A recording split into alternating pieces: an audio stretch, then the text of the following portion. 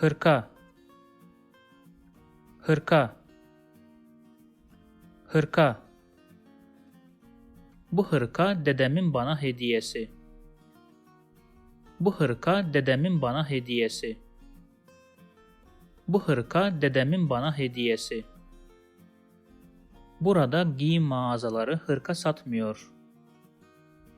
Burada giyim mağazaları hırka satmıyor. Burada giyim mağazaları hırka satmıyor. Valize bir hırka da koy. Valize bir hırka da koy.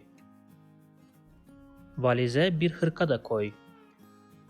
If you like this video, please subscribe to my channel below for more videos on Turkish grammar, vocabulary and pronunciation. Also, if you think this video can benefit somebody else, please share it with them. Last, if you have any comment or request, please provide your feedback in the comment section below and I'll do my best to respond as soon as possible.